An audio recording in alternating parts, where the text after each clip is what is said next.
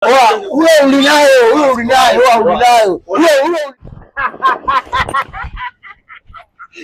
Bali mapesa.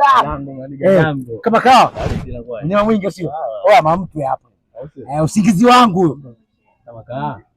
Poa. Karibu sana hicho. Wasikia sasa mwanangu. Hapo kati hapo kuna dalali fulani mimi nakutana naye nini, kuna mazingira pikipiki nauzwa. Kwa hiyo mimi Sky yani nimekuja kubita mama mtu apoe hapo poe naye mpige pige maneno matatu hivi mimi natoka. Mke wangu. Mke wangu. Naelewa mwanangu. Nimekwambia tu mtu kawaida. My wife. Anasema tambe kwa building. Karibu sana, karibu sana.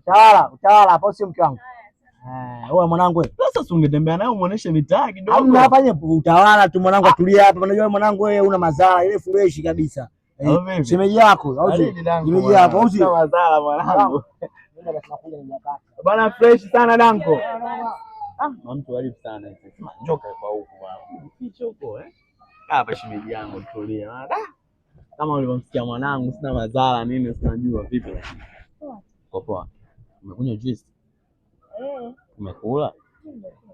Kama unajua sema mama mtu hii maskani tulivu, utawala wa Malume Gang, utawala wa Wagwani hatunaga iana.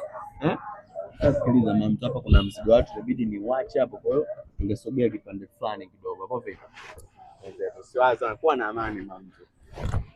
A few moments later.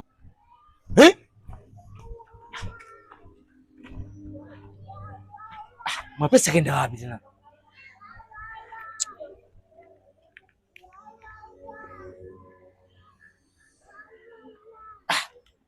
Hapatikani.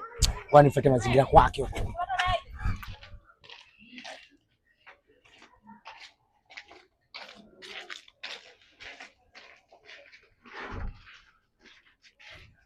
Wewe mwana badmani, wewe kunifanya mambo kama hayo. Wewe usina mtu kwa sekunde 3 tu mwanangu anafanya mambo ajabu. Kweli? Sasa mambo wako sio hapa dangu. Mambo hivi. Mwana kumkafini.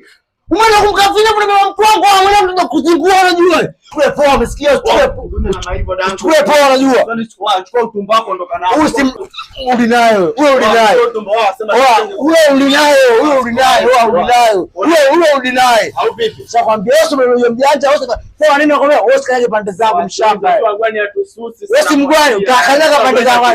Wewe mimi niko ntaa wewe taita mshamba wewe. Utakomana tu. Karibu kama uko ntaa mimi